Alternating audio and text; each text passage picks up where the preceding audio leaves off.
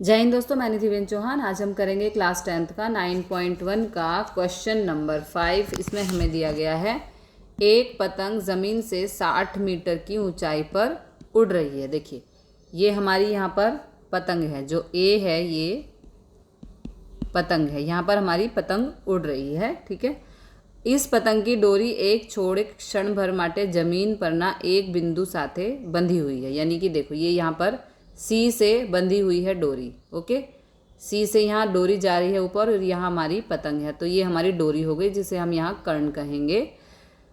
इस स्थिति में डोरी का जमीन का साथ का जो कोण है वो 60 डिग्री है, और यहाँ पे जो कोण है हमारा जो डोरी से पतंग तक जा रहा है वो है 60 डिग्री। जो डोरी में कोई ढील नहीं तो मान लेवा आवे कि डोरी की लंबाई शोधो। यानी कि हमें निकालना है AC, जिसे हम कह रहे हैं कर्ण। अगर यहाँ पे हम पतंग की बात करें तो ये है हमारी डोरी। ठीक है, AC का मतलब है यहाँ पर डोरी, और पतंग है यहाँ A पर, और जो यहाँ से कोण बन रहा है पतंग तक वो है 60 डिग्री का, और AB यानी कि लंब हमें दिया गया है 60। तो चलिए शुरू करते हैं। यहाँ पर त्रिभुज ABC में त्रिभुज ABC में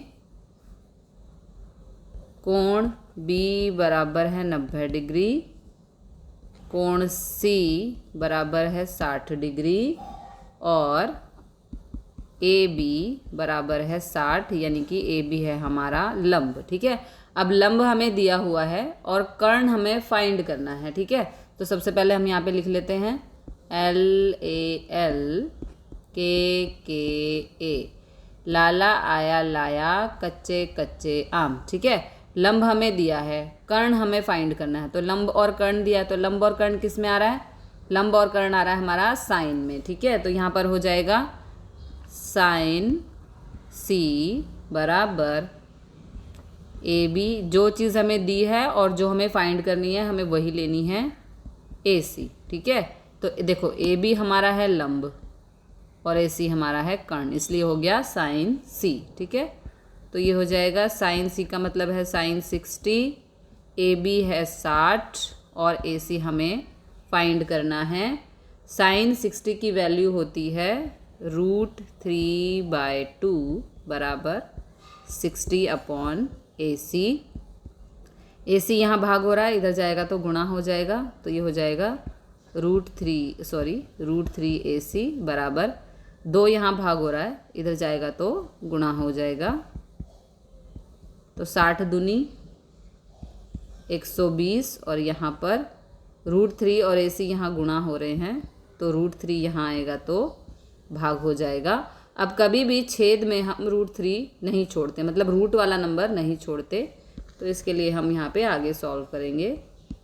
120/√3 गुणा √3, दोनों तरफ हमें √3 से कर देना है गुणा। ठीक है, तो 120 को √3 से गुणा करेंगे तो ये हो जाएगा 120√3/√3 को √3 से गुणा करेंगे तो आएगा 3। 3 से 120 को कट कर देंगे। ठीक है, तो 3 चौक 12, यानी कि AC हमारा आ गया 40√3। ठीक है, जो हमें फाइंड करना था AC वो हमारा आ चुका है 40√3। यहाँ पर जो बच्चों को समझ नहीं आता है वो हम समझ लेते हैं। √3 कभी भी हमें छेद में रूट वाला नंबर नहीं छोड़ना है, इसलिए जो भी रूट में दिया है उसको हम ऊपर नीचे कर देंगे गुणा। तो यहाँ पे तो सीधा हो गया 120√3, बट नीचे जब भी रूट वाले नंबर हों, जैसे कि 4 और √4, रूट में दोनों नंबर हो और दोनों सेम नंबर हों और वो गुणा हो रहे हों, तो एक नंबर बाहर आ जाता है। इसी तरह से √3 को √3 से गुणा करेंगे तो 3 आ गया बाहर। ठीक है, 3 से 120 को काट दिया तो आया 40। अगला क्वेश्चन देखते हैं। अगला क्वेश्चन है क्वेश्चन नंबर 6। इसमें बोला है 1.5 मीटर ऊंचा एक लड़का है। देखो ये हमारा लड़का है यहाँ पर। ठीक है, जो ये CM है ये एक लड़का है, 30 मीटर ऊंची इमारत से किसी अंतर पर खड़ा है। अब ये हमारी इमारत है, जो AB है ये हमारी इमारत है। ठीक है, अब इमारत तरफ चलता है और उसके बाद कितने समय के बाद आँख से इमारत की टोच का, देखो यहाँ पे वो खड़ा है और यहाँ से वो इस इमारत को देख रहा है, यहाँ से खड़ा होके यहाँ देख रहा है, ठीक है। और वो कह रहा है भाई उत्सेधन कोण है, कौन सा है, उत्सेधन। उत्सेधन का मतलब ऊंचाई की तरफ देखना। यहाँ खड़ा है तो ऑब्वियस सी बात है कि इमारत ऊंची है और ऊंचाई देख रहा है वो, तो जो उसका कोण है वो पहला बन रहा है 30 डिग्री, और फिर वो थोड़ा आगे चला तो वो हो गया 60 डिग्री, ठीक है। उत्सेधन कोण है यानी कि ऊपर की तरफ देख रहा है, तो 60 डिग्री हो गया। तो वो कितना चला, यानी कि कुल मिला के हमें यहाँ पे mn फाइंड करना है, ठीक है। यहाँ से वो यहाँ तक चला तो कोण बदल गए, अब पूछ रहे हैं कि वो कितना अंतर चला, यानी कि हमें कुल मिला के यहाँ पे mn फाइंड करना है। तो चलिए शुरू करते हैं। सबसे पहले देखिए यहाँ पर त्रिभुज APN में, त्रिभुज APN में, APN कहाँ है हमारा, देखो ये छोटा वाला APN में क्या क्या है हमारे पास, कोण P बराबर है 90 डिग्री, ठीक है। कोण N बराबर है 60 डिग्री, और त्रिभुज APM में कोण P बराबर है 90 डिग्री। देखो अब हम बड़ा वाला ले रहे हैं APM, ओके, और कोण M बराबर है 30 डिग्री, ठीक है। और CM बराबर है DN बराबर है BP बराबर है 1.5। देखो कैसे, जो हमें लड़का बताया गया है उसकी ऊंचाई बताई गई है 1.5, ठीक है। तो CM बराबर हो जाएगा DN, क्योंकि लड़का बिल्कुल सीधा जा रहा है। देखो हमें ऐसा क्वेश्चन में नहीं बोला कि वो दाएं मुड़ा बाएं मुड़ा कहाँ गया, बिल्कुल सीधा जा रहा है लड़का, ठीक है। तो इसलिए लड़के की लंबाई ना घटेगी ना ही बढ़ेगी। तो ये हो गया CM बराबर DN बराबर BP, कितना हो गया 1.5, ठीक है।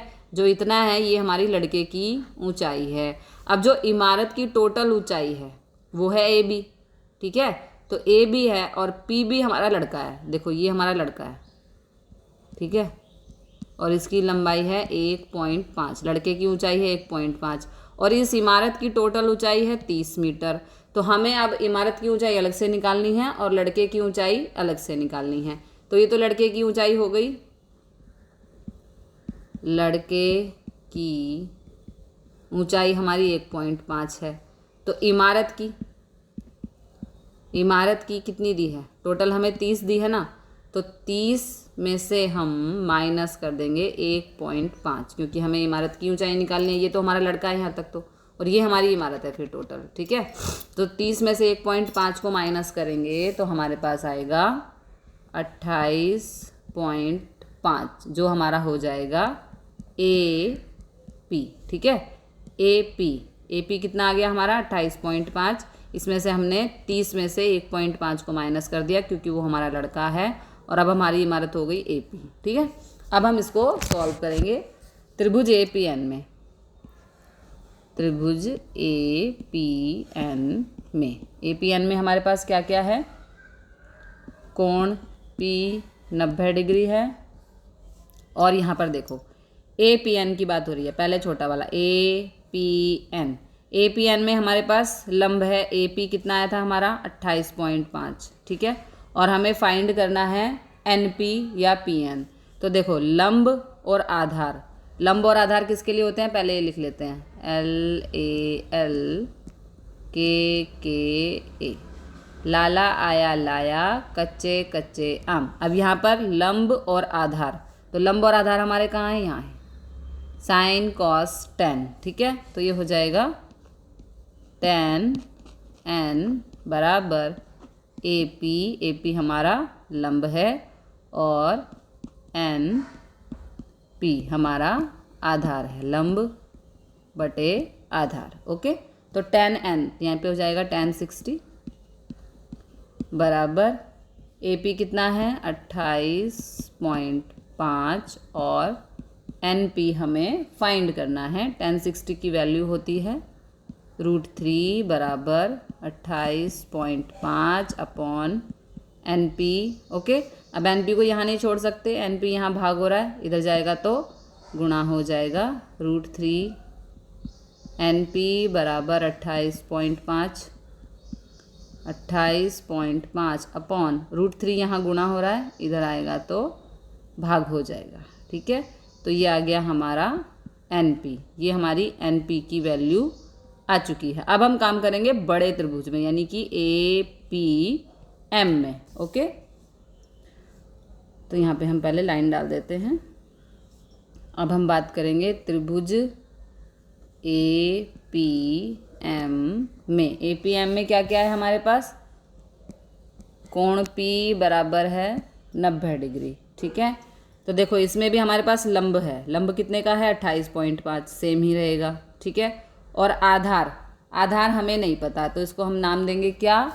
PM, पूरा का पूरा ले लेंगे PM। एक बारी हमने छोटे में ये लिया और अब हम पूरा ले रहे हैं, क्योंकि हम काम कर रहे हैं APM में, तो हमें PM पूरा लेना पड़ेगा। ठीक है, तो लंब बटे आधार कहाँ होता है हमारा? tan में। ठीक है, तो ये हो जाएगा tan 30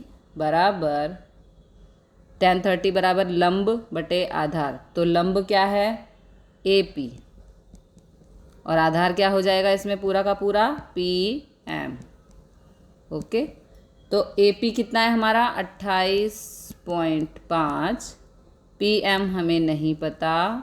tan 30 की वैल्यू होती है 1/√3। ओके, अब PM को यहाँ नहीं छोड़ सकते, तो तिरछी यहाँ भाग हो रहा है, यहाँ गुणा, तो PM एकम PM, ये यहाँ भाग हो रहा है √3, इधर जाके गुणा, यानी कि 28.5 √3 मीटर हो जाएगा। ठीक है, तो ये PM हो गया हमारा और ये NP हो गया हमारा। अब हमें क्या निकालना है? बच्चे ने कितना अंतर पूरा किया? CD। ठीक है ना, पहले कोण से दूसरे कोण तक जाने के लिए उसने कितना अंतर पूरा किया? CD, तो इसे हम MN भी कह सकते हैं, है ना। इसको हम अगले पेज पे करते हैं। ठीक है,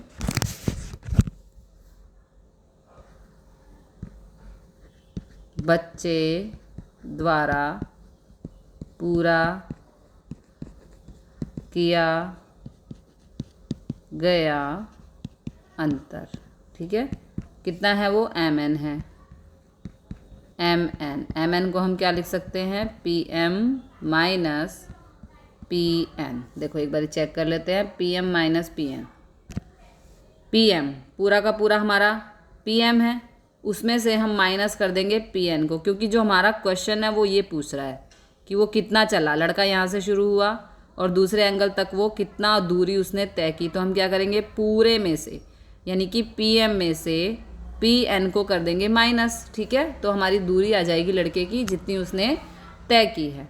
तो PM कितना है यहाँ पे जो हमने फाइंड किया अभी? 28.5 √3 माइनस PN था 28.5 अपॉन √3। ठीक है, अब यहाँ पर भी 28.5 है, यहाँ पर भी 28.5 है, तो हम 28.5 को ले लेंगे कॉमन। अंदर क्या बचा? √3 माइनस 1 अपॉन √3। ठीक है, 28.5 हमने यहाँ पर कॉमन ले लिया है। अब 28.5 माइनस है बीच में, तो √3 को √3 से गुणा करेंगे, तो ये हो जाएगा 3 माइनस 1 अपॉन √3। ठीक है, 28.5, 3 में से 1 गया तो 2 अपॉन √3। ओके, अब हमेशा हम क्या करते हैं? कभी भी छेद में हम रूट वाला नंबर नहीं छोड़ सकते, तो इसके लिए हम क्या करेंगे? 28.5 गुणा 2 अपॉन √3 और ऊपर नीचे कर देंगे √3 से गुणा। हमने जितने भी क्वेश्चन किए उसमें मैक्सिमम में ये चीज़ बार बार रिपीट हो रही है। तो 28.5 गुणा 2 को √3 से गुणा कर दिया, 2 √3 अपॉन √3 को √3 से गुणा करेंगे तो यहाँ पर आएगा 3। ओके, तो अब हमारा देखो आंसर क्या आ गया?